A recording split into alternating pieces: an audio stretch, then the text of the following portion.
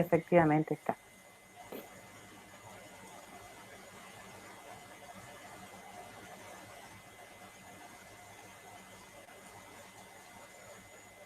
Ya pueden realizar las consultas, ya está iniciada la grabación. Ok, yo quería hacer una pregunta respecto a la película, El nombre de la rosa. Ya la vi y en la sugerencia temática para analizar, una de las preguntas decía poner atención en las características de la abadía y qué aspectos llaman la atención. En esa pregunta, ¿podemos hacer alguna referencia? Por ejemplo, a mí personalmente sobre la abadía me pareció que era un lugar como oscuro, tenebroso, sombrío, eh, más allá que sabemos que ahí estaba abarcado todo el saber de la época, pero a esa pregunta hace referencia a lo más, o sea, a la infraestructura o a qué. No, no, hace referencia a su impresión, a eso que usted percibe a partir de cómo, cuando observa la película, qué le transmite la imagen de la abadía a usted. Es su apreciación, eso que acaba de decir, un lugar lóbrego, oscuro, que además responde a todo un sentido arquitectónico de la época, ¿no? También hay que ubicarse que en esa época las construcciones estaban asociadas a la idea de fortaleza o a la idea de castillos o a la idea de muros, digamos, muy, con un perímetro muy fuerte de protección debido a que en la sociedad medieval, o en la sociedad medieval concretamente, en los largos años de la sociedad medieval, la llamada Europa Occidental o los sectores de la Europa Occidental, las, ¿no es cierto?, regiones de Alemania, Inglaterra no porque es una isla, pero las regiones continentales, estaban asoladas por las invasiones de los bárbaros, estaban asoladas por ¿no?, la afluencia de pueblos que no solo lucharon contra el Imperio Romano, sino que luego prosiguieron, digamos, buscando un lugar bajo el sol. Entonces, tenían todo un sentido, por un lado defensivo, pero por otro lado también porque eran sociedades agrarias y donde la ruralidad predominaba por sobre las grandes ciudades de la antigüedad. Entonces, ese monumento, esa manifestación arquitectónica es el reflejo de una sociedad, el reflejo de una época, pero también el reflejo de una sociedad que hasta el siglo X se llamó, ¿no es cierto?, la medievalidad oscura, a la medievalidad temprana o a la alta medievalidad. Hay historiadores que le llaman también la medievalidad oscura, si es una época de profundo retroceso en cuestiones relativas a desarrollo económico, intercambio comercial, ¿no?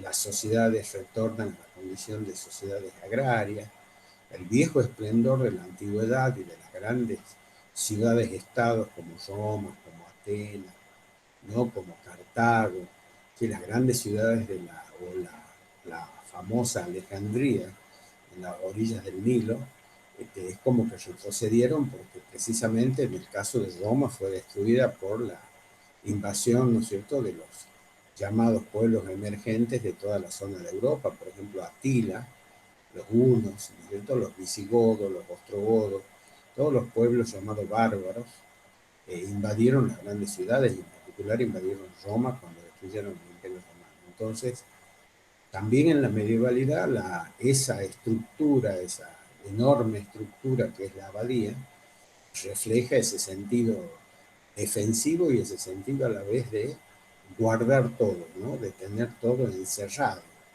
de tener todo, digamos, en lugares que sean inexpugnables o que no tengan facilidad de acceso el vulgo o la gente común. O sea, de que todo lo que usted dice respecto a la abadía, no solo desde lo arquitectónico, sino desde cómo uno la visualiza, por supuesto, 20 siglos más tarde o 15 siglos más tarde, cómo uno la visualiza, pero eso que usted ha señalado es lo que tiene que poner, la sensación que usted tiene cuando observa la película, qué le transmite la película. Yo voy a colgar una nota sobre producción de esa película, porque esa película, el director Jean-Jacques Hano, que era un director muy joven, cuando comienza a organizar a partir de la novela de Humberto Eco la película, el primer problema que tiene es dónde va a ubicar el escenario de esa película.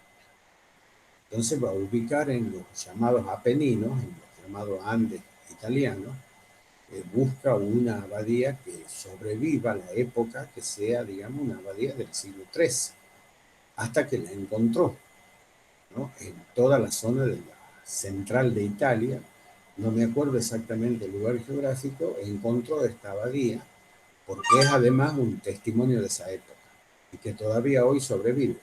Así que bueno, todo lo que usted pueda eh, relatar como impresión personal de qué es lo que le transmite a la película es válido. No sé si le contesto la pregunta. Sí, sí, muchísimas gracias.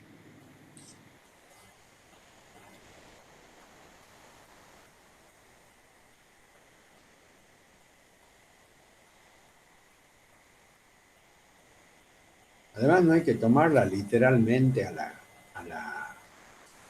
preguntas de la guía, ¿no? Las guías son guías orientadoras para que ustedes puedan elaborar en base a esas consignas el ensayo que se les pide en el módulo. Tengo entendido de que acá lo tengo a mano el módulo. Pasa que son tantos los módulos que uno ya pierde.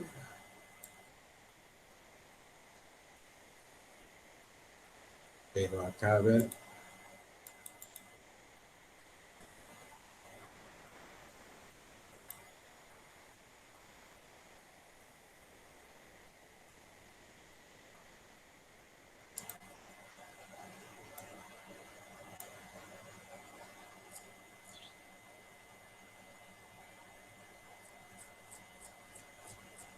acá se les pide en la segunda clase del módulo,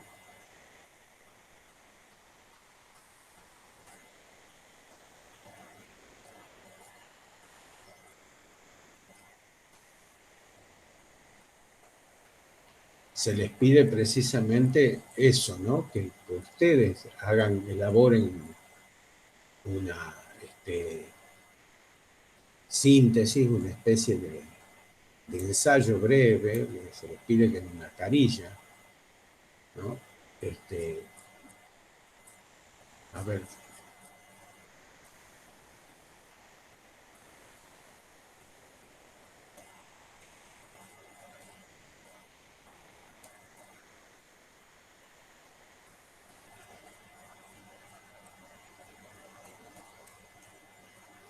acá está.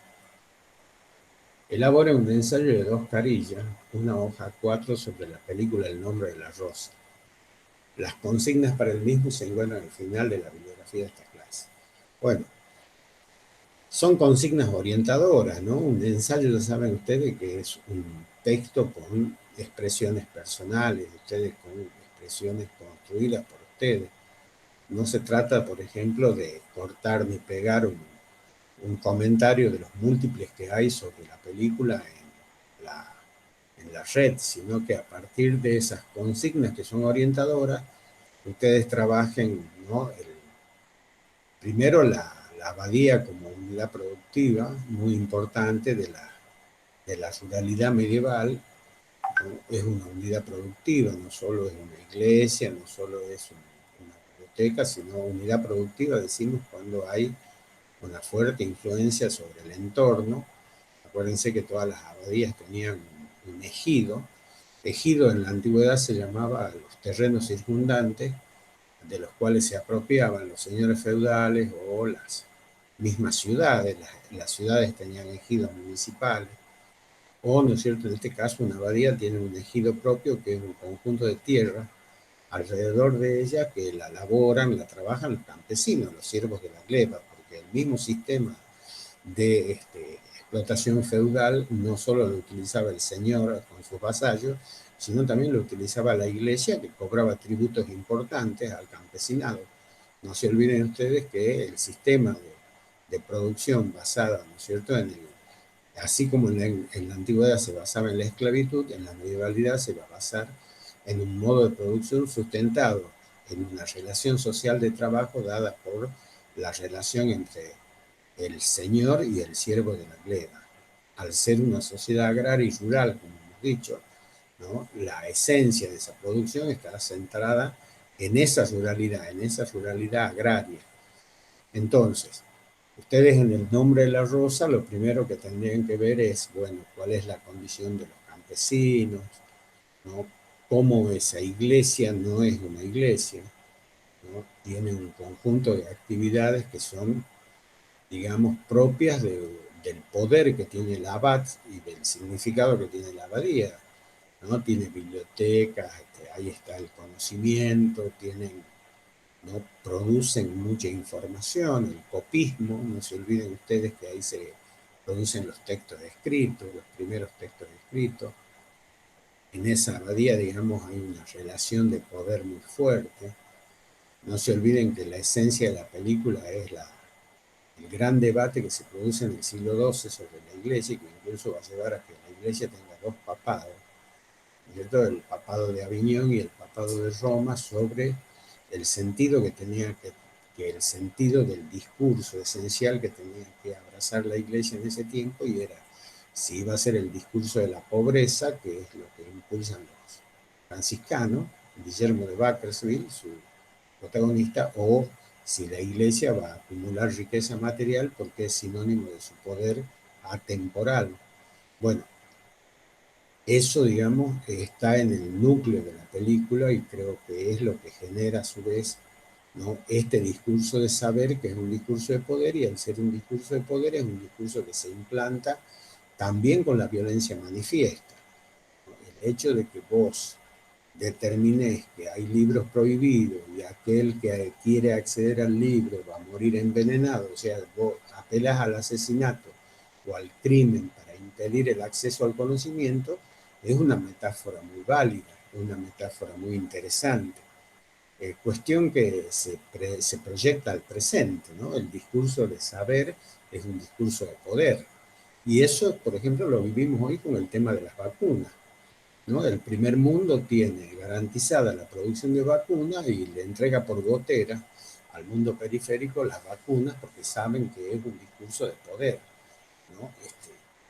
Fíjense cómo Estados Unidos, ya liberados en algunos lugares de las ciudades importantes, ya ha liberado un poco las actividades públicas, ¿no? Ha sido noticia mundial como el Madison Square Garden ha permitido la realización de un primer recital multitudinario, ¿no? Con una sola condición para entrar: estar vacunado, ¿no? Entonces, vuelve, digamos, la actividad, y todo eso tiene que ver con la concentración del saber y del poder, el saber por el conocimiento y la producción de vacunas, y el poder por cómo administran esas vacunas. Entonces es una vergüenza muy grande de que se comercie con la muerte, pero los países pobres se van a terminar endeudando fuertemente, nuevamente, para poder tener acceso a la salud, lo cual te marca la gran diferencia entre quienes, ¿no es cierto?, son depositarios del saber y por lo tanto del poder, y quienes son aquellos que cumplen una función de mendigar eso, ¿no? De endeudarse nuevamente para lograr tener acceso a la salud, cómo la salud se ha transformado, digamos, conceptualmente simplemente en una mercancía. Si la salud es como la cocaína, tenés plata, la compras, si no la tenés, te morís. Bueno, esa es un poco la lógica que está presente ya hace casi, ¿no?, 700 años. Estamos hablando del siglo XIII, estamos en el siglo XXI, hace 800 años, ¿no? La idea del saber asociado al poder. Cómo ese saber marca también cómo el conocimiento se transforma en lo que se llama una forma de control social, ¿no? Por eso el hermano Jorge decía, no hay que reírse, porque cuando uno se ríe le pierde miedo a Dios, ¿no? Se vuelve irreverente, se humaniza, ¿no? Y la idea del hombre medieval es que sea un hombre temeroso, un hombre que no viva o no cuestione o no se pregunte acerca de las cosas que pasan en este mundo, porque está todo escrito así, está todo ya dado así, y a este mundo hay que venir a sufrir y a padecer. Ya cuando nos muramos, gozaremos de la gloria en la vida eterna. Pero este mundo hay que venir a aceptar todo lo dado, porque así está escrito, ¿no es cierto? Y hay que sentarse a llorar en el cordón de la vereda porque nada podemos cambiar. O sea, el sujeto histórico acá aparece no como un sujeto que es protagonista de la historia, sino como un sujeto domesticado, como un sujeto que tiene que aceptar de manera pasiva todas las, ¿no? Condiciones de existencia que le impone las formas de vida medieval. Entonces, por eso la película es una película muy interesante, le ha dado mucha fama a Jean-Jacques Annaud, y le ha costado mucho encontrar los actores, como él mismo relata en la cocina de la película, y como, digamos, muchos productores norteamericanos, en particular la Fox, las grandes corporaciones, ¿no?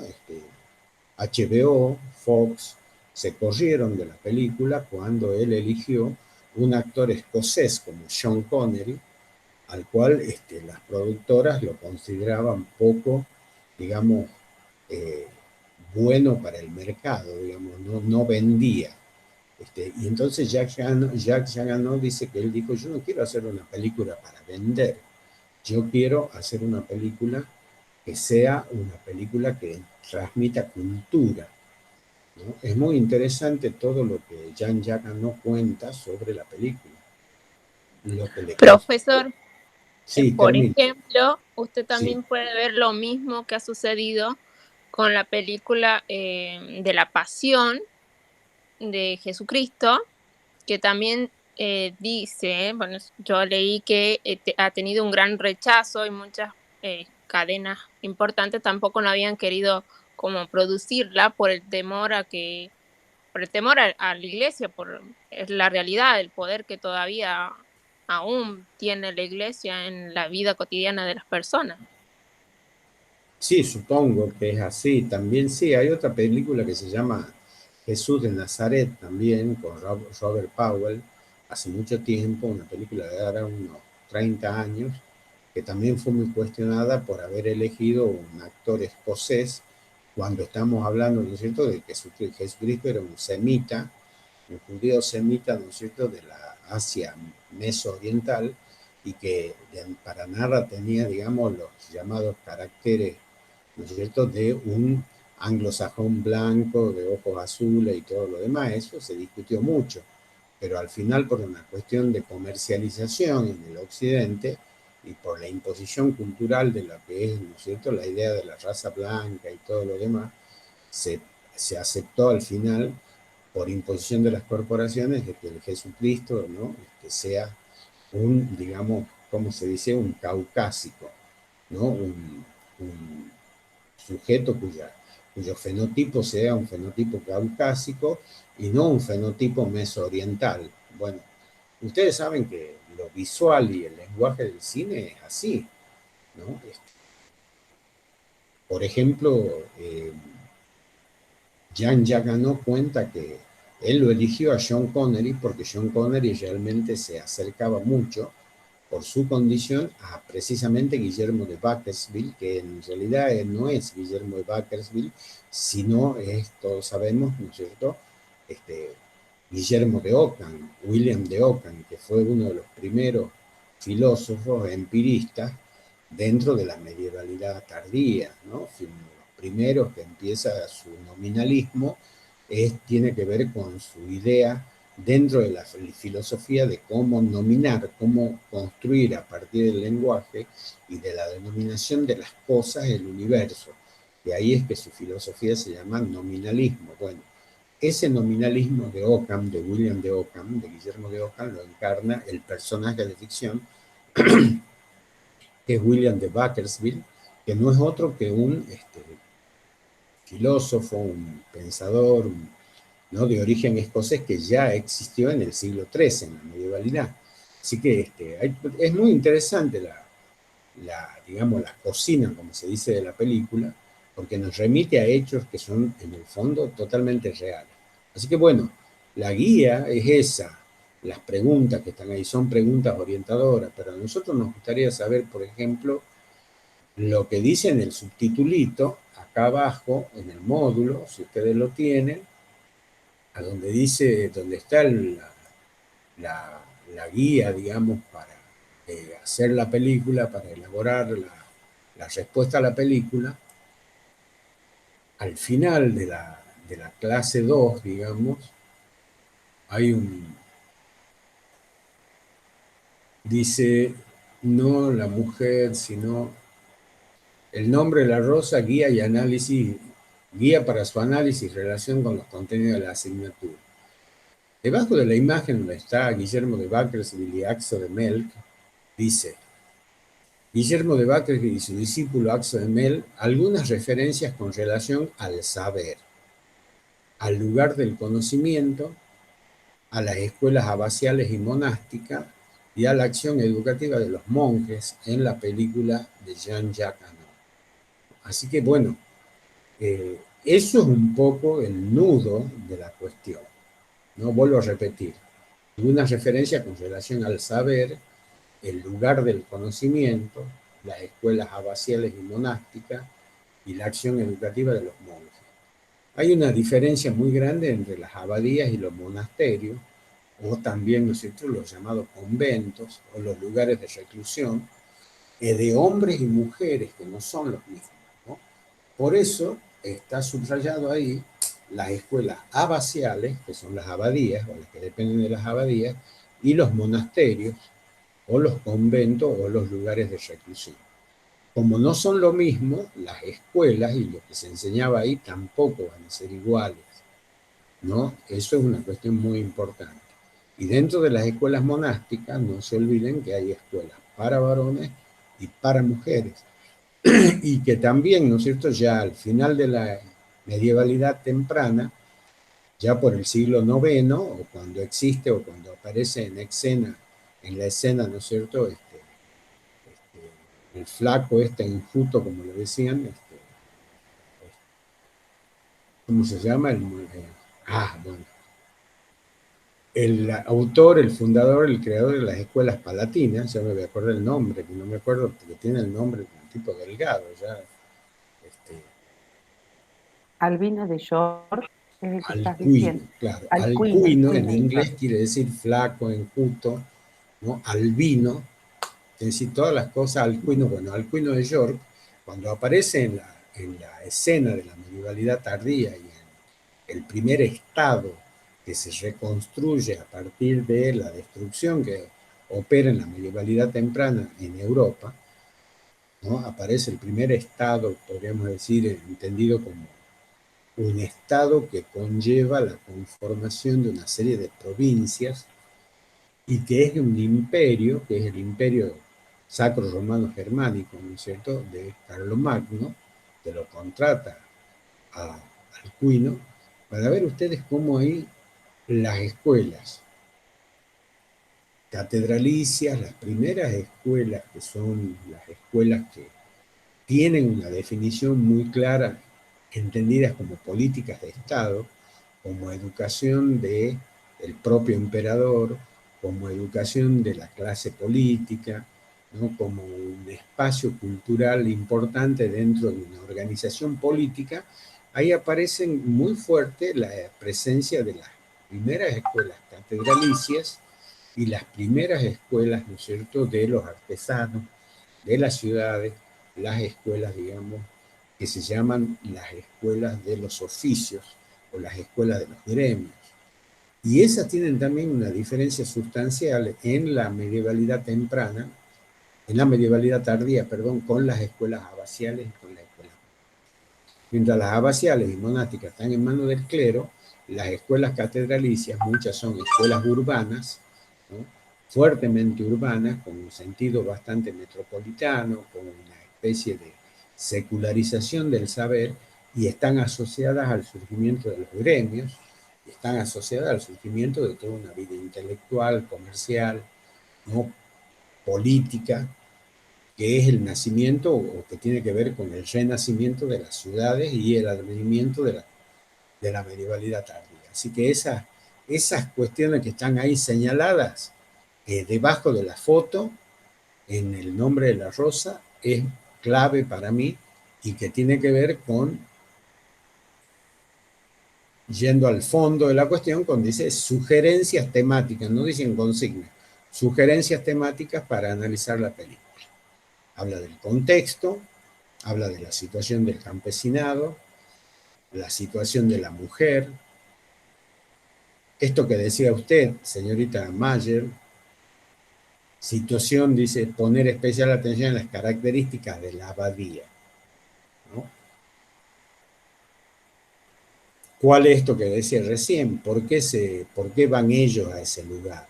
Ellos no van ahí porque tienen ganas de pasar un momento en ese lugar lóbrego, sino porque ahí se va a dar una gran discusión propia de los destinos de la Iglesia en ese momento respecto a algo que la Iglesia, como todos sabemos, optó claramente, no por el discurso de Pedro y por el discurso de la humildad y por el discurso de la pobreza, que era una de las tendencias que se presentaba como fundamento, ¿no es cierto?, conceptual del desarrollo de la Iglesia Católica en la medievalidad, sino la acumulación de poder, la acumulación de riqueza y la acumulación de un poder terrenal, que en función de ese poder terrenal vos garantizás tu poder espiritual.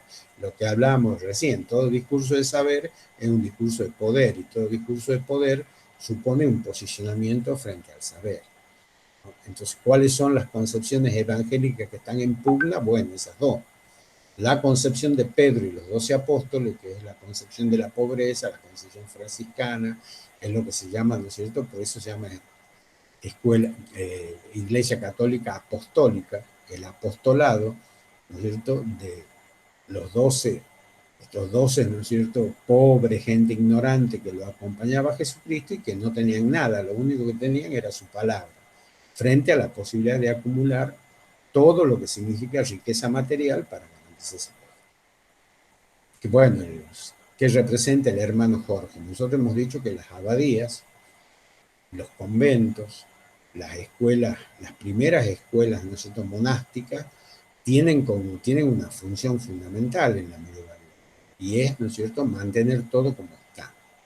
No son escuelas donde se procesa el conocimiento, donde se abre el conocimiento para las novedades, donde, ¿no es cierto?, circula el saber para apropiarse no solo de la realidad que existe, sino de toda la información nueva que genera la circulación del conocimiento, todo lo contrario. En esas escuelas podemos hablar muy bien del conservatismo, ¿no?, como ideología, es decir, conservar lo tradicional, lo que está escrito, el dogma, ¿no?, aquello que es inamovible y que es eterno y que no puede cambiarse. Entonces no transmiten nada a las escuelas, sino que afianzan lo estatuido. Desde una visión curricular, esas escuelas son las escuelas que ponen, digamos, una fotografía inmóvil del mundo, como hicieron, ¿no es cierto?, los jesuitas en América, que hicieron las universidades. ¿Por qué? Porque respondían al poder del papado y a la pedagogía de la evangelización, y no tenía que entrar una gota de todo lo que era el pensamiento reformista América. Entonces hicieron un gran escudo, ¿no es cierto?, un gran escudo confesional que durante 400 años mantuvo a América, digamos, cerrada a los libros, al pensamiento, a las ideas de la ilustración, a todas las transformaciones. Eso era, digamos, una cosa totalmente herética. No se olviden ustedes que los jesuitas además expurgaban los libros. Todo libro que llegaba los recortaban, le arrancaban las hojas de lo que consideraban cosas prohibidas y se leía un Descartes expurgado, se leían, ¿no es cierto?, los clásicos de la ilustración francesa o de la ilustración, cualquiera de las formas de ilustración en Europa, debidamente expurgado. Y si no, estaba el Index, acuérdense que directamente prohibía la circulación de esos libros. Entonces, las escuelas estas son lo que el hermano Jorge dice, ¿no? Todo está inmóvil, lo único que hay que transmitir son las escrituras, y lo único válido es la concepción de ciudad celeste que plantea, ¿no es cierto?, San Agustín al principio de la medievalidad temprana. Y por oposición, dice ahí, ¿qué representa Guillermo de Beckersville? Bueno, todo lo contrario, un tipo que usa anteojos, que de noche mira las estrellas, que tiene un astrolabio chiquito para trabajar todo lo que es, ¿no es cierto?, el principio de lo que sería precisamente lo que él hace dentro del nacimiento del empirismo moderno, que es entrar en contacto con las cosas, ¿no? Denominarlas las cosas, describirlas las cosas. Por eso de noche él en su celda observa las estrellas, ¿no? No estoy seguro si he visto, aparte de los anteojos y del astrolabio, no estoy seguro de haber visto o no una brújula. Creo que no, porque la brújula es un invento más tardío, pero, ¿no es cierto?, es un tipo que tiene una relación con el conocimiento que está en las antípodas del hermano Jorge. Para el hermano Jorge todo es inmóvil y nada cambia. Para Guillermo de Beckersville todo es susceptible de ser indagado, de ser descubierto, de ser explorado. Ahí están presentes Parménides y Heráclito. Está presente el idealismo filosófico, platónico, de fuerte raíz platónica, ¿no es cierto?, con el primer motor inmóvil, con el demiurgo, que todo lo crea, y ese demiurgo es eterno, ese demiurgo es, ¿no es cierto?, totalmente omnipotente, pero al mismo tiempo es inamovible, no se modifica. Y en el caso de Guillermo está presente un mundo en transformación. ¿Qué relación encuentra entre el envenenamiento de los libros prohibidos y la concepción del conocimiento?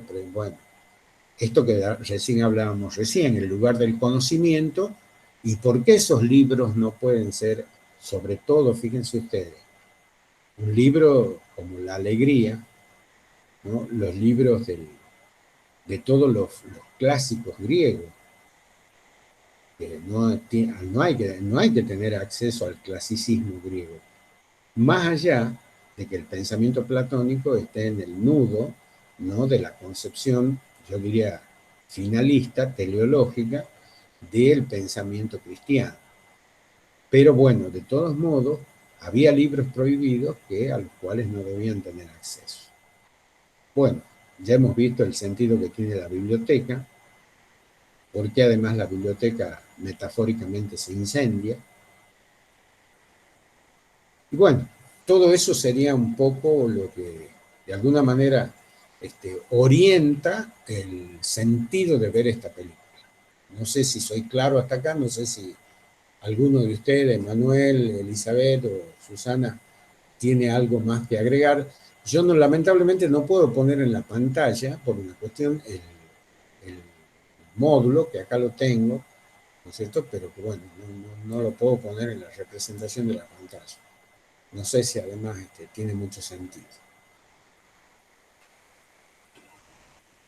Bueno, eso sería respecto a lo que han preguntado del nombre de la rosa y del ensayo.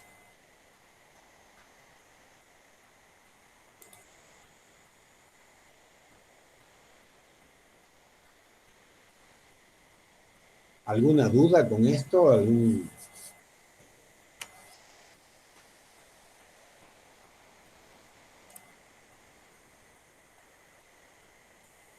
Qué poca prensa que tiene esta clase, ¿no? Dios mío. Yo creo que la tenemos que hacer a las 3 de la tarde, no a las 8 de la mañana. Es un horario medio. Ahora en invierno, papá, salvo que lo hagamos. Sí, se me hace que los compañeros están con frío y no se han querido levantar de la cama. Eso es lo que yo digo. En mi caso, yo me he tenido que levantar porque he tenido que venir a trabajar, así que no me queda otra. Claro. Pero igual bueno, es muy interesante su clase, profe, por eso que no le quepa ninguna duda. Bueno, pero es que tendríamos que buscar, bueno, pero habíamos dicho también que iban a haber como los representantes de cada grupo, ¿no? Eso también habíamos dicho, bueno, pero no se lo tomen tan en serio. Pues no creo que haya 12 grupos. ¿Cuántos hay? ¿Cuántos grupos hay? Muchos grupos hay, ¿no? Sí, Si a son nosotros, muchos si nos grupos. quitamos 8 menos 4 que somos nosotros, quedan 12 menos, quedan 8, o sea que tiene bastante poca prensa Sí, no sé, esa capaz que a los compañeros se les ha pasado. Lo que pasa es que No, como el está fin de todo bien, semana no, largo y no, todo. no es obligatorio esto, digo, pero No, estoy no, no, para tratando, nada, pero estoy haciendo es como los interesante para... neoliberales, ¿viste? Relacionando esfuerzo, costo-beneficio. No, ahora en invierno va a ser duro. Me estaban comentando ahí los chicos de geografía que dicen que va a ser un invierno lluvioso y frío. Ay, no, por favor. Ya no veo las horas que pase el invierno. Y yo no veo la hora también de volver a andar con bermudas, remera y mocasines, que es lo que más me encanta Sí, en mi vida. Ahora tengo que ponerme 3 pulóveres, ¿no? ya Andar estamos cansados envuelto de ahí. andar emponchados, que parecemos Sí, osos polares con tanta ropa. sí. Bueno, pero es que ha hecho un frío desmedido, ¿no? Y no solo un frío desmedido, sino una humedad que penetra los huesos. Eso es lo peor, porque ni bien sale el sol, el frío ya tiene otras características. Pero además Sí, yo no, sí, no sé dónde ustedes viven, pero yo que vivo en Villa Carmela, que estoy rodeada de fincas, de plantaciones de limones y de arándanos, y que ya no hay nada para donde yo vivo, o sea, baja directamente todo el frío del cerro. Profesor, es insoportable. Salís afuera y te duelen los huesitos del frío que hace. sí, sí, sí, sí. En los valles también. En los valles me decía un amigo mío de Amaicha que Amaicha es un microclima soportable porque es seco, pero hay zonas de los valles, como Tafí del Valle, es húmedo y te penetra los huesos, dice, te cala los Sí, huesos. Una sí, cosa sí, sí. insoportable, ¿no? Las Bueno, eso es lo manos que yo le están explicaba a gruesas. mi hermano porque él vive en Neuquén y él me dice, no, me dice que allá está nevando todo. Le digo, sí, le digo, pero ustedes tienen la ventaja, le digo que allá el clima es frío pero seco, le digo. Acá es frío y con humedad. Yo he Sí, lavado la ropa el viernes y estamos hoy a martes y todavía no se seca. sí, yo hace 15 días que uso la misma remera y tampoco se seca. Pobre profesor. No, pero ¿quién va a creer que en invierno use remera para nada? Bueno, ¿qué otra cosa? ¿Qué otra cosa? A ver, si hay alguna otra pregunta. Buen día, profe. Yo Sí. levanté la mano. Quizá esta consulta ya la hicieron con anterioridad, pero le vuelvo a consultar, que es sobre la guía 1 del módulo 3, que pregunta sobre qué fundamentos filosóficos greco-latinos se sustenta el discurso cristiano, y bueno, ahí dice que cite el ejemplo de Clemente de Alejandría. Ahí yo tendría que poner sobre la información de Constantino, el cristianismo, el poder de Cristo, sobre Carlomagno, todo eso. Yo creo que tiene que remitirse un poco antes, A porque la al hablar de los patrística, fundamentos filosóficos, nosotros tenemos que aprender a leer bien en, en nuestra educación superior, ya tener que prestarle atención a las palabras. No dice fundamentos teológicos, dice fundamentos filosóficos. Y cuando nos remitimos a ese término, nos tenemos que remitir a qué cosa, a los griegos. ¿No? Fíjese usted que Clemente de Alejandría, si algo dice, es que toda la potencialidad del saber de los griegos, y en particular del saber de Platón, y luego en la medievalidad tardía con Aristóteles, es lo que, en donde se tiene que fundamentar el discurso cristiano. Para decirlo de otra manera, hay algo que el sentido común o el discurso, digamos, teológico, no cristiano, teológico, que es otra cosa, ¿no? Que predomina en el dogma, sobre todo en el dogma católico apostólico romano, es romper con la idea del clasicismo griego. Y sobre todo eso se produce cuando, ¿no es cierto?, el cisma protestante va a hacer temblar la iglesia en el siglo XVI, perdón, ¿no? Con Lutero. Entonces hay todo un clamor desde el pensamiento muy duro de los jesuitas de borrar, en un intento de borrar toda la influencia que ha tenido el clasicismo griego y en particular el idealismo platónico sobre el discurso cristiano. ¿No? Ese discurso cristiano que nosotros lo hemos dicho en clases, el discurso cristiano que se sustenta en la idea monoteísta, en la idea del alma, en la idea del primer motor inmóvil, en la idea de eternidad, en la idea de omnipotencia, en la idea, todo eso viene desde los presocráticos, está en la tradición de Parménides, en los clásicos está en la tradición, ¿no es cierto?, de lo que Platón llama el mundo inteligible, el mundo de las ideas, ese mundo, ¿no es cierto?, abstracto que no se materializa, pero que permanece de modo inmanente y de modo omnipotente allá, y donde hay una mano invisible, ese demiurgo, hacedor de todo, que todo lo crea, que todo lo puede, que todo lo sabe, ¿no? Y que él también denomina el primer motor inmóvil. ¿Qué quiere decir eso? Ese algo que pone en movimiento algo, que pone en movimiento todo. Y es lo que de alguna manera la literatura cristiana a partir del Antiguo Testamento rescata cuando muestra un Dios omnipotente que en 7 días crea el universo, en 6 días crea el universo y el séptimo día descansa y todo lo demás. Entonces, los fundamentos filosóficos tienen que remitirse a lo que dice el mismo Alejandro, el mismo Clemente, él lo dice claramente. Fíjense, en la literatura, a ver, acá lo tengo yo al módulo. Fíjense en la literatura. A ver, vamos a ir a ese lugar.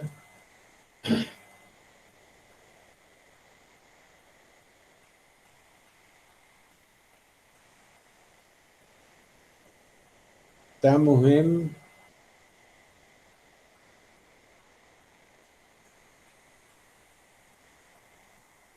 Acá estamos en la educación medieval tardía. Recién vamos retrocediendo por el siglo XI. Cuando llegue al siglo III le aviso. Bueno, no, quiero ubicarlas en la literatura del módulo, ¿no? Y ustedes van a ver cómo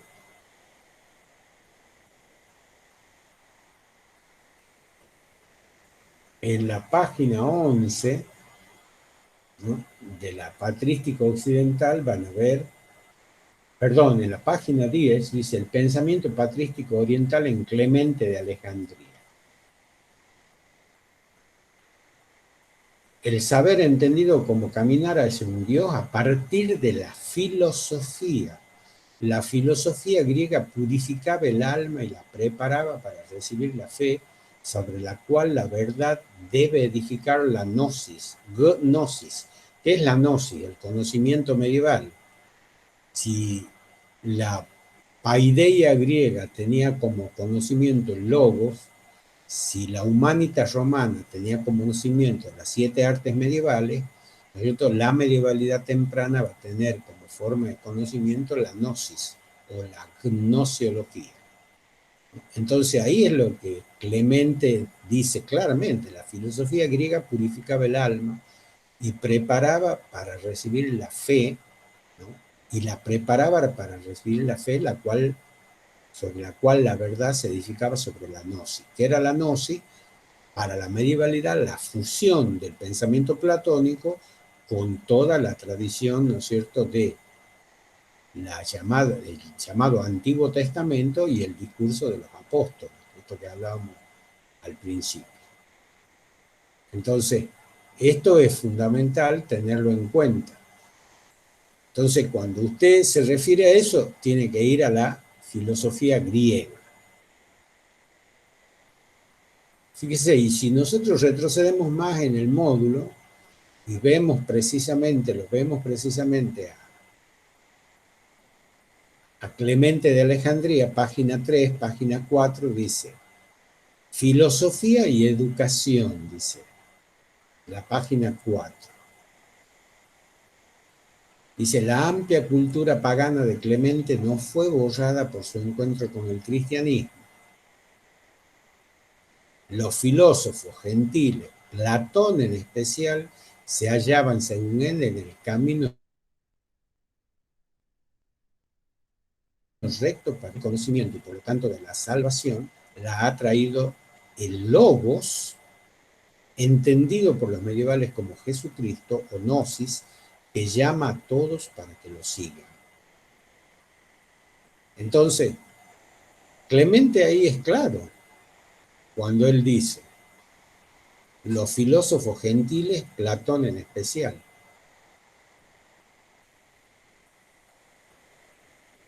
Así que no sé si le contesto la pregunta, señorita Robles.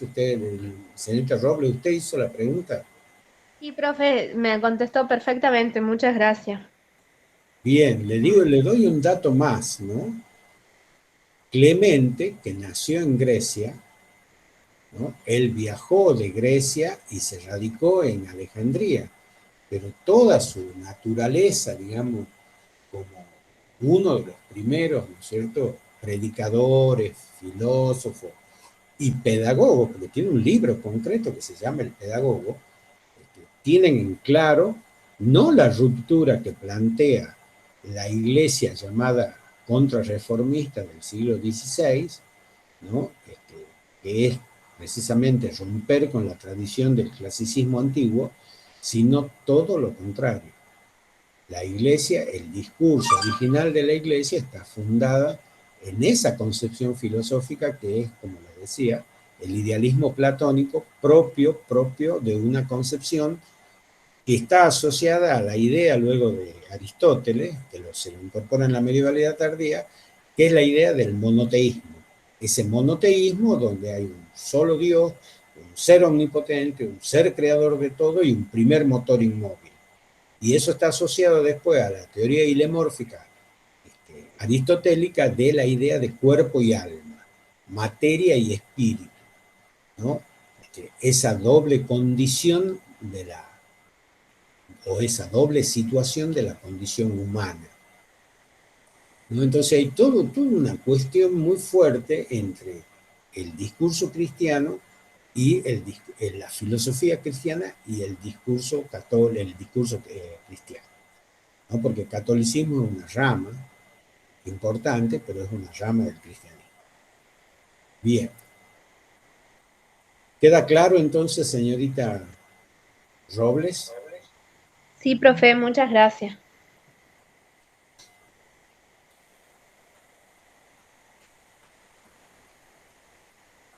Bien, ¿qué otra cosa?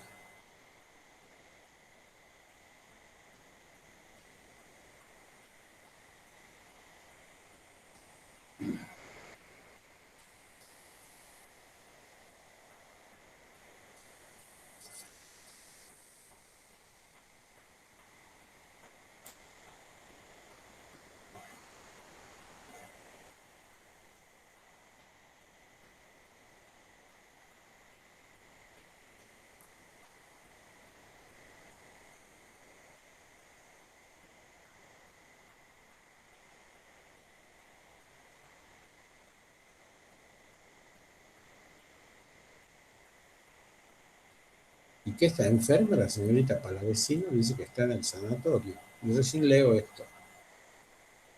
Y al parecer parece que su mamá está enferma, entonces ella la está acompañando.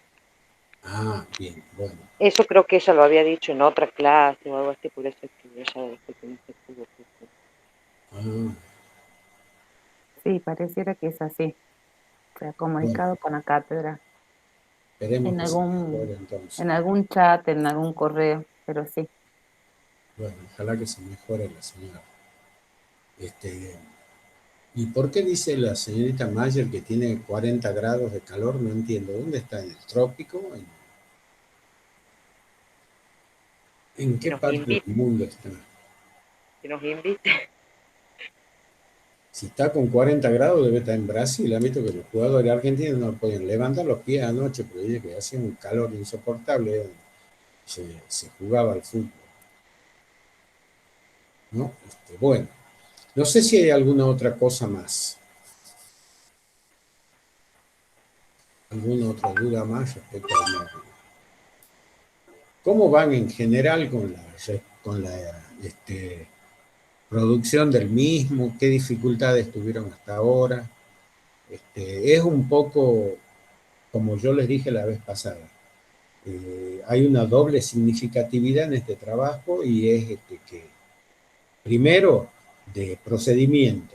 Hemos hecho solo haciendo un esfuerzo conceptual grande, hemos trabajado las dos medievalidades en un solo módulo, en 2 clases, para que podamos terminar adecuadamente el cuatrimestre, cerrando 2 unidades del programa, con la idea de que el segundo cuatrimestre, que es un poco más largo, ¿no? O al menos, no sé si será menos agitado, podamos tratar de llegar por lo menos a tratar 3 unidades del programa, aunque sea, ¿no? Lo posible, llegar al siglo XIX, al proceso de conformación de los Estados-naciones, es el objetivo básico. Después ya ustedes en las otras materias ya conocen la contemporaneidad, pero creo que en esta única materia es donde van a conocer y van a trabajar todos estos aspectos históricos que no sé si después, salvo sociología de la educación, materias muy puntuales hacen referencia a esto. Ya a esto no lo van a ver más en la carrera. Así que bueno.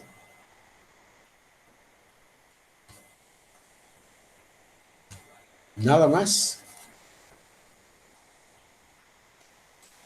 Hasta el viernes tenemos para entregar este último trabajo, ¿verdad, profe? Como nos dicen los números. ¿Cuándo es la fecha de entrega? Ve, acá lo tengo.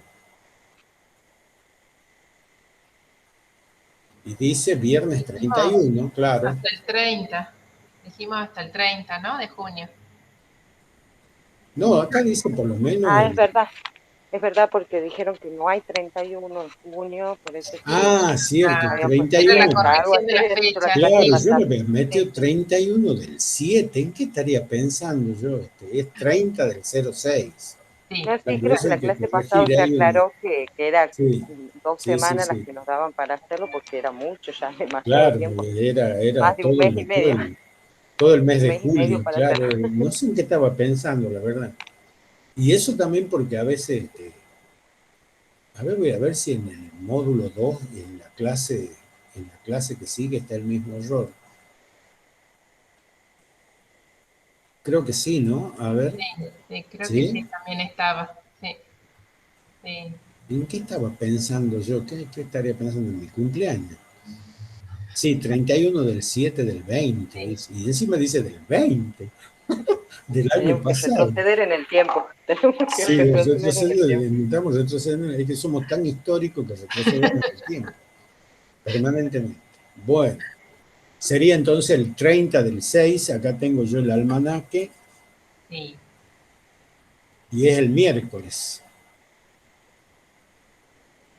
Exacto. Junio, miércoles 30. De la semana próxima, sí. Sí. Bueno, quedan entonces aclaradas estas cosas. ¿Alguna cuestión más? ¿Qué quiere decir, señorita Mayer? Profe, disculpe, la otra consulta. Sí. También hay una pregunta que dice qué tipo de escuelas emergieron en este tiempo histórico. Bueno, de eso hablábamos al principio. Usted se refiere a la clase 2, ¿no es cierto? Al primer cuestionario se refiere usted. Sí. Bueno, ahí estamos hablando fundamentalmente de la medievalidad temprana, porque la pregunta 1 dice qué aspectos fundamentales caracterizaron el paso de la medievalidad temprana a la medievalidad tardía, ¿verdad? Sí. A ver, nos pongamos de acuerdo en algo. Clase 2, medievalidad tardía y educación origen de las universidades. Claro. Bueno, de eso hablamos hace rato, cuando hablamos del nombre de la rosa. Sí, mi consulta va dirigida hacia otro, porque uno de los textos habla de las escuelas urbanas y sus maestros. Es un texto de usted. Ese texto, habla de las escuelas urbanas y habla de diferentes, la escuela de San Víctor, de París, y ahí habla de la reacción monástica ante la cultura urbana. Esa, la verdad que yo no... Bueno, por eso. Estoy perdida con esas escuelas, porque en la clase usted no las nombró, no recuerdo que las haya nombrado. No con el detalle en que está en el texto que usted hace referencia, pero sí hemos hecho una clara diferenciación entre los tipos de escuela. Lo hemos dicho también recién, ¿no es cierto? En la alta medievalidad nosotros tenemos fundamentalmente las escuelas abaciales, las escuelas monásticas, las escuelas conventuales, o sea, aquellas escuelas que eran el reflejo de una determinada sociedad y de una determinada cultura, donde, por ejemplo, todavía, como lo decíamos, predominaba una sociedad pluralizada, una sociedad donde, ¿no es cierto?, producto de todo lo que ha sido la decadencia y la caída del Imperio Romano, se extinguieron o por lo menos se cuestionaron o se invadieron y en algunos casos se destruyeron los grandes focos, ¿no es cierto?, metropolitanos de cultura como los que existían en la antigüedad.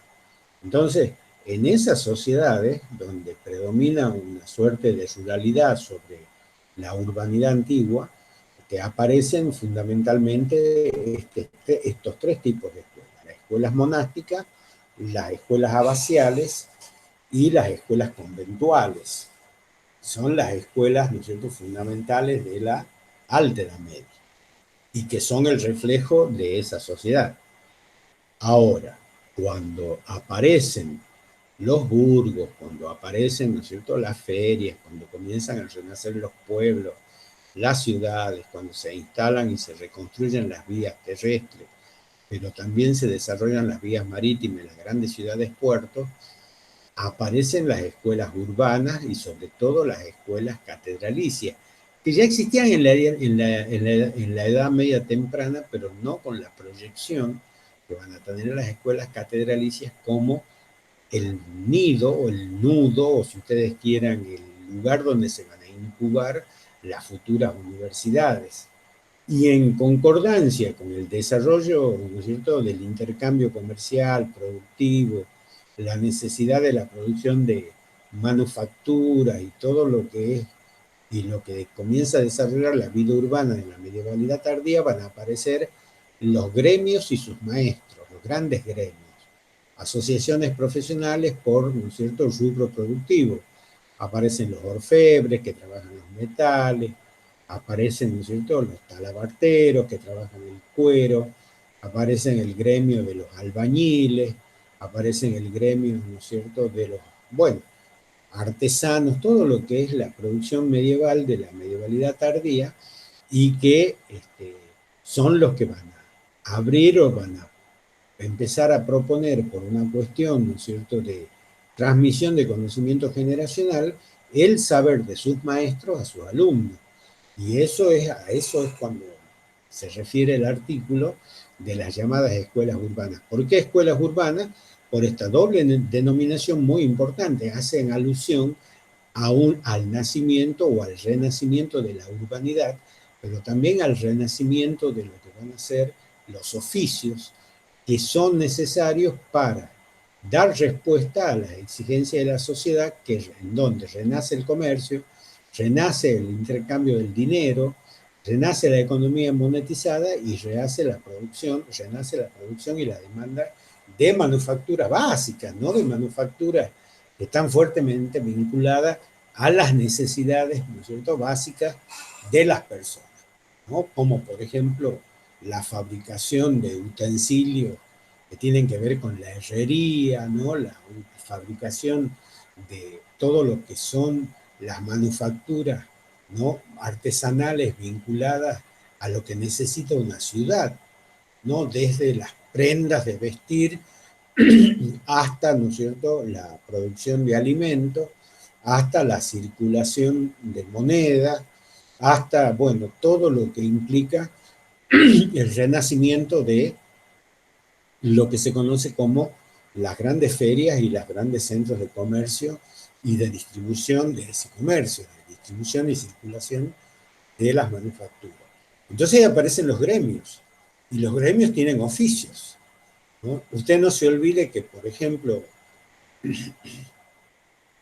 todas las asociaciones secretas, como por ejemplo las famosas asociaciones secretas de los gremios medievales, no solo tenían una connotación de carácter de oficios, también, ¿no es cierto?, muchas eran sociedades secretas porque tenían algunas prácticas que eran esotéricas, ¿no? Ahí va a aparecer todo el tema del gremio de los albañiles vinculado a la masonería, por ejemplo. Ya no se olvide que los grandes emblemas de la masonería son emblemas que tienen que ver con las prácticas de los gremios que se dedicaban a la construcción en la medievalidad. Así que la diferencia entre las escuelas son bien claras, porque las escuelas, como nosotros hemos dicho, la educación no es nada más que una manifestación superestructural de lo que ocurre en la sociedad.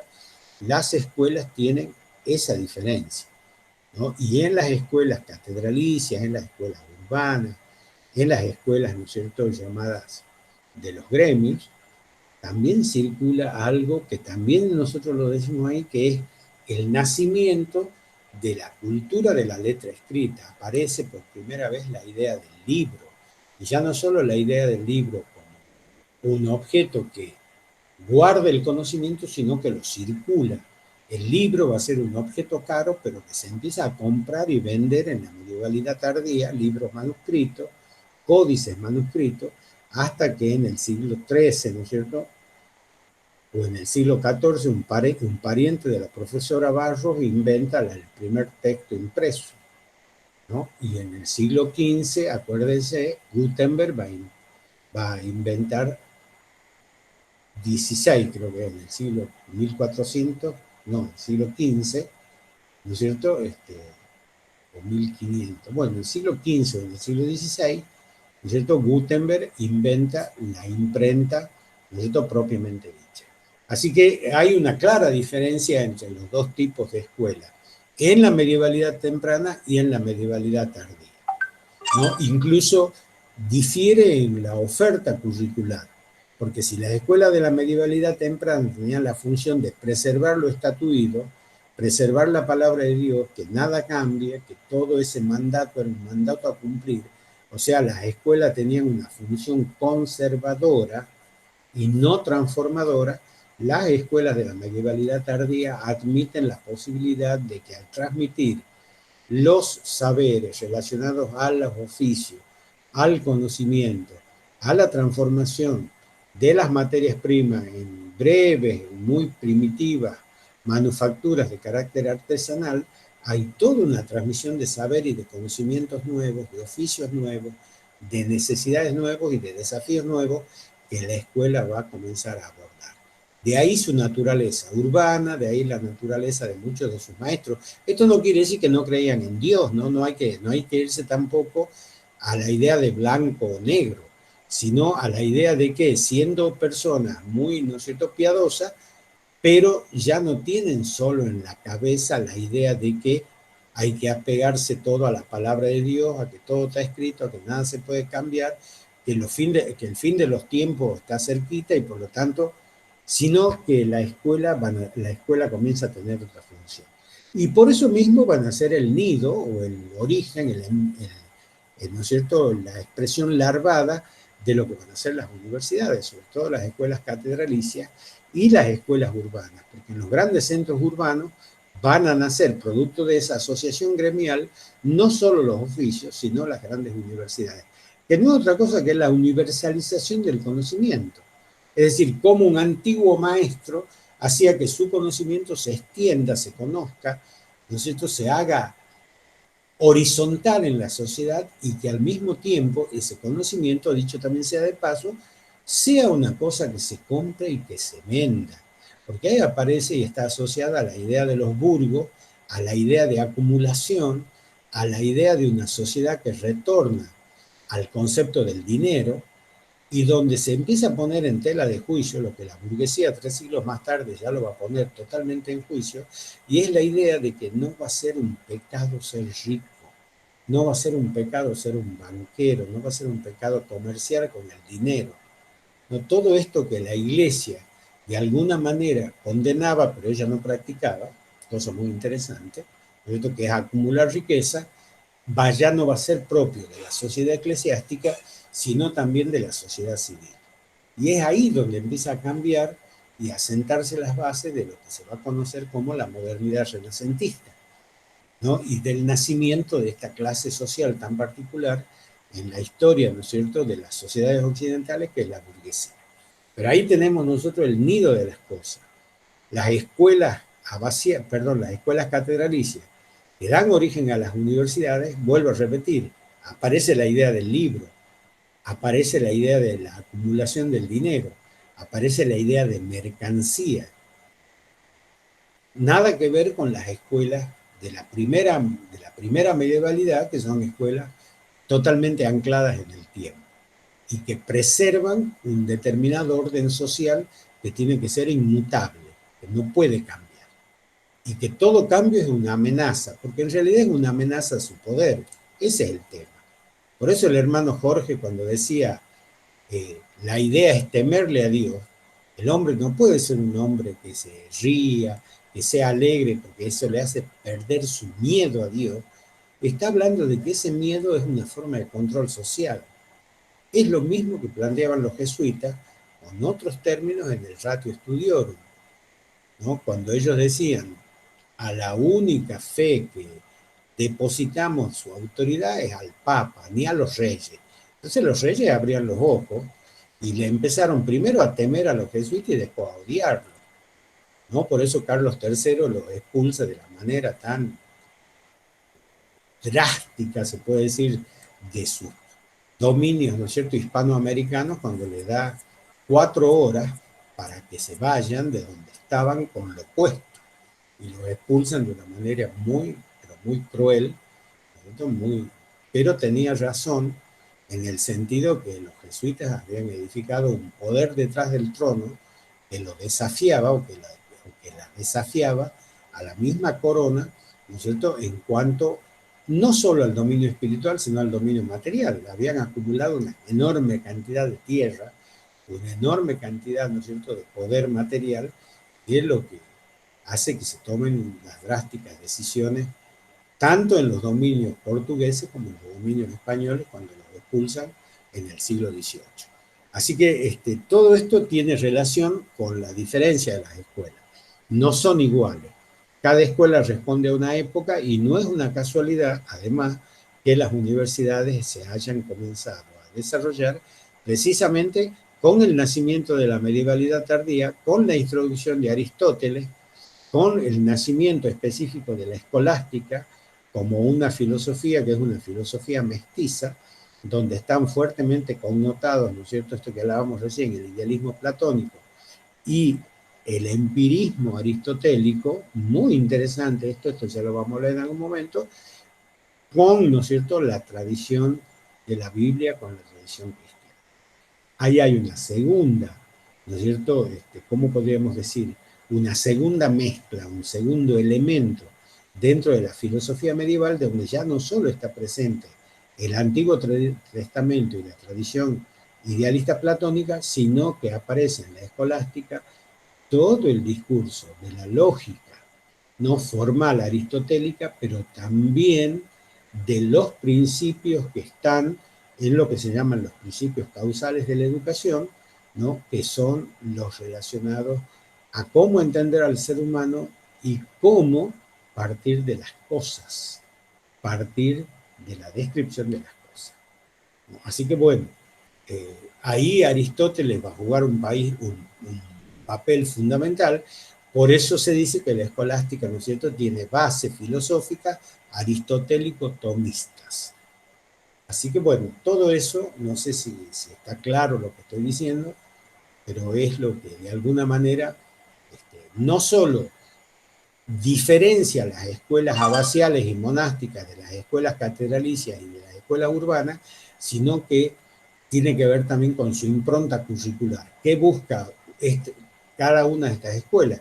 ¿Qué buscan las escuelas abaciales y monásticas? ¿Qué buscan y qué se proponen las escuelas catedralicias y, ¿no es cierto?, urbanas, con el nacimiento además de las universidades?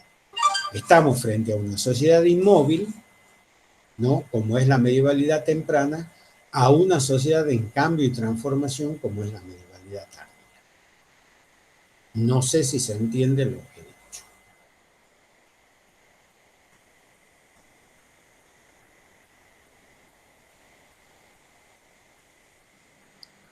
Sí, profe, gracias. Bueno, me había confundido con los nombres de esas escuelas, la verdad. Pero sí, ahora entendí. Muchas gracias. Sí, acá están, ¿no? Dice, si usted se ubica en el módulo, ¿no? Dice, durante la Alta Edad Media el feudalismo tiene una gran importancia como sistema organizador de la sociedad. El feudalismo. Dice, en la Alta Edad Media, además, dice, la cultura greco-romana sigue estando vigente, pero ahí se le agrega el discurso escolástico, todo lo que es el discurso escolástico, ¿no?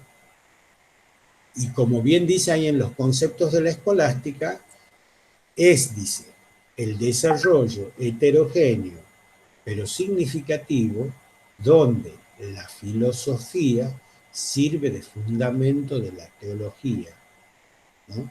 La filosofía va a ser la sierva de la teología, y la función que tiene la teología o la escolástica es demostrar por métodos, ¿cierto? En este caso, lógicos, y por formas de razonamiento lógicos, la existencia de Dios.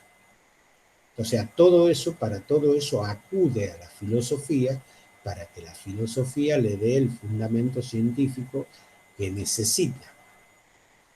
Pero dice además que la escolástica no solo fue una forma de entender el mundo como pensamiento filosófico, de fusión y mestizaje entre la tradición griega antigua, aristotélica, y el pensamiento cristiano, moderno, medieval, sino una forma de trabajo intelectual. Y ahí viene todo lo que es esto que hemos visto, la lectio, la quaestio, la disputatio y todo lo demás. Y eso ya tiene que ver con ustedes en la página 29 de la clase 2, todo lo que dice la escolástica y educación, el método escolástico, el esplendor de la escolástica y todo lo que hablamos de los fundamentos filosóficos y antropológicos de la teoría educativa entendida desde la escolástica. La ciencia divino-fe, ¿no es cierto? Esto que se relaciona con la ciencia humana, esto cómo esa ciencia humana se fundaba en la razón, pero esa razón ayudaba a la fe, y la fe iluminaba la razón en aquellas verdades como la libertad del hombre, la inmortalidad del alma, etcétera, etcétera.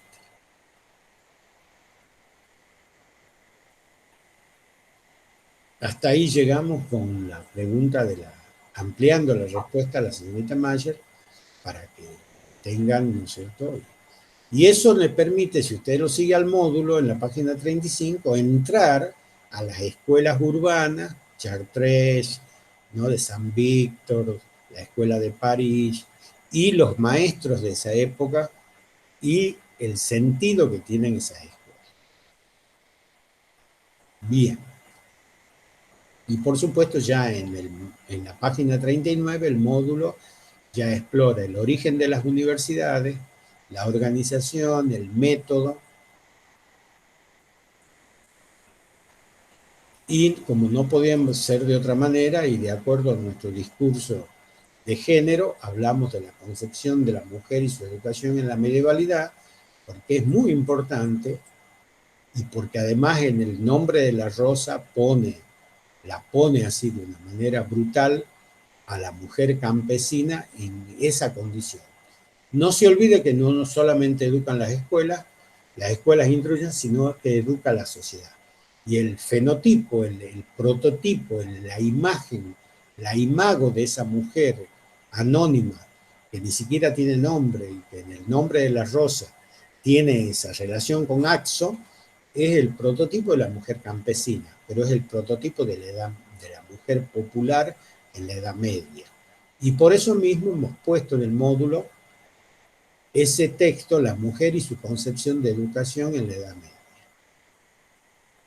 Y en la clase anterior hemos puesto el campesinado, no sé si lo van a ver, en la clase anterior hay todo un trabajito breve, campesinado en la Edad Media. Son las dos cuestiones que hay que ver, porque también nosotros nos tenemos que preguntar por qué, digamos, esto solamente es para ciertos sectores muy privilegiados de la sociedad, ¿no es cierto?, medieval.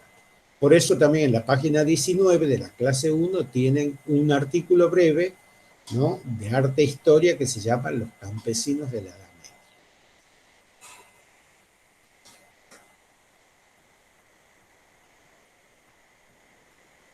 Bueno, son las 9:37, ¿no? Podríamos hacer un descanso. ¿Qué opinan?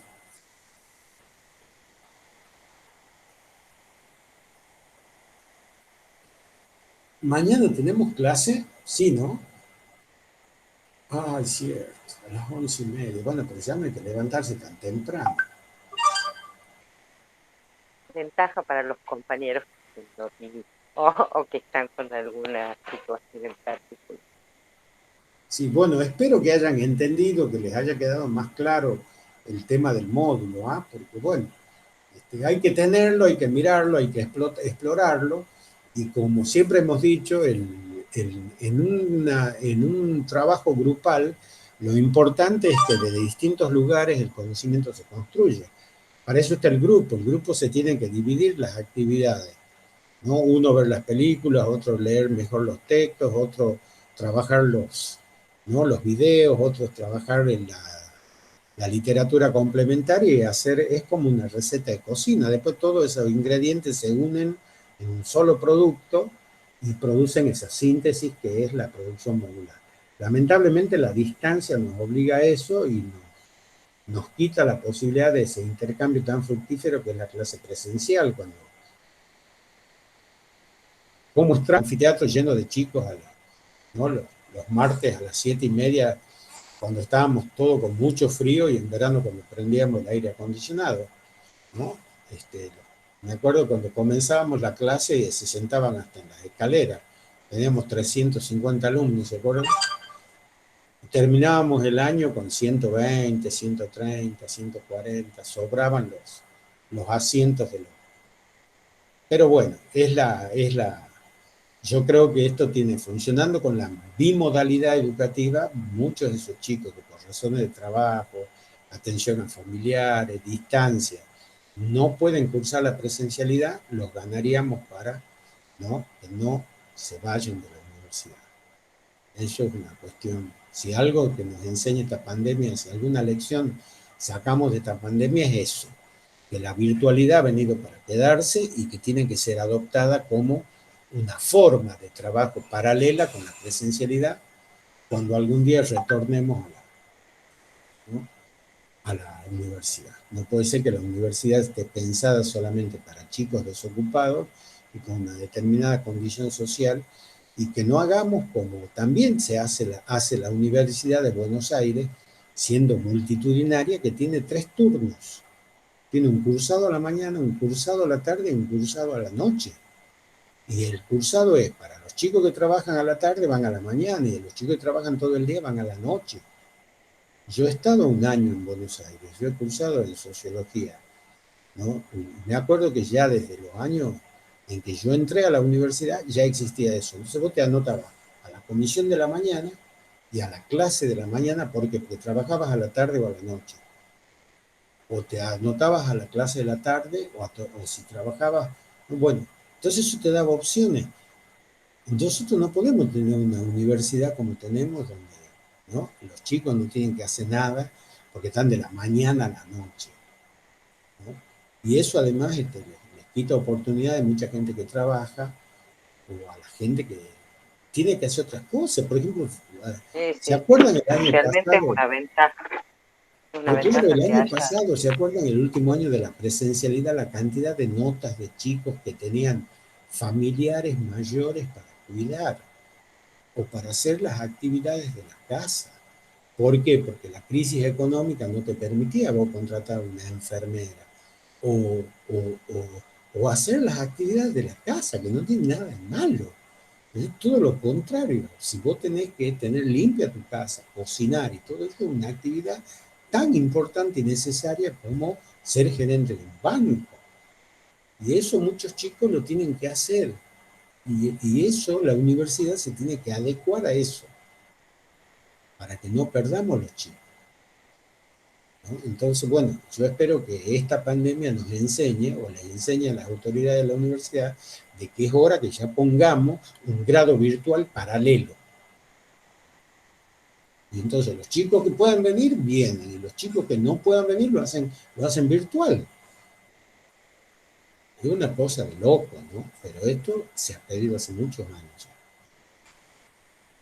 Así que, bueno. Profe, y también la gente que vive en el interior de la provincia, que muchas veces Totalmente. no tienen para alquilar un departamento en la capital y es imposible muchas veces viajar todos los días. Yo le digo porque yo lo hacía antes, cuando empecé la facultad, y yo viajaba todos los días, y la verdad que yo salía de mi casa a las 6 de la mañana y volvía a las 8 de la noche. ¿Qué tiempo tenía para estudiar? Era imposible, y estudiaba y trabajaba a la vez. Entonces, Así imposible. Creo es, que la facultad debería amoldarse. así es. Pero por eso les decía, cuando nosotros el año pasado, a nosotros en el 2019, cuando se nos prende la alarma, acuérdense, la cantidad de chicos que nos decían, profesor, ¿podemos ir a una sola clase presencial? Acuérdense, porque no tenemos para el boleto, no nos alcanza el boleto del ómnibus para viajar 2 veces, y eso es la materia nuestra. Pero si están cursando 5 materias en primer año, ¿cuántas veces tienen que ir, ¿no?, del interior a la facultad? Esto que dice la señorita Mayer es un proyecto del año 2015, yo lo he contado varias veces ya, de que nosotros presentamos cuando yo era consejero superior de la universidad. Nosotros presentamos la necesidad de establecer en el sur, en Concepción, un centro donde se irradie a todas las ciudades del sur la enseñanza de la virtualidad desde la universidad, ¿no? Poner una universidad virtual en el sur para que todos los chicos no tengan que viajar. Además, porque es un absurdo que vos tengas que desplazarte 50 kilómetros, 35 kilómetros, teniendo la virtualidad, ¿no es cierto?, que te permite estar en tu casa. Y eso no lo hemos hecho, ¿no? El año 2015, 2016, 2010, nos tenían que agarrar la pandemia con los pantalones a medio subir o con la montura en medio, cambiando la montura en medio del río. Recién nosotros empecemos con la virtualidad, ¿no? Ojo con eso. Eso hay que decirle al rector, que ahora nos obliga a presentar estas declaraciones juradas absurdas, ¿no? Esto que es absurdo, ¿no? Porque estamos todos esclavizados acá en la computadora. Yo me paso horas enteras, mucho más horas de trabajo que cuando iba a la presencialidad en la facultad. Les aviso, ¿no? Es una cosa de loco. Yo ayer el lunes feriado me pasó trabajando en el módulo que se viene, ¿no? O sea, no es que... En cambio, uno terminaba la clase, por lo menos íbamos a tomar un café al bar, descansábamos 5 minutos, nos veíamos la cara, nos saludamos con una sonrisa. Ahora lo único que hacemos es tocar el frío teclado, ¿no es cierto?, de la computadora para decirle hola, chicos. Así que bueno, a ver si aprendemos. Bueno, son las 9:45. Si no hay preguntas, nos desconectamos. Ah, cierto que tenemos, ¿no es cierto?, una reunión, ¿verdad?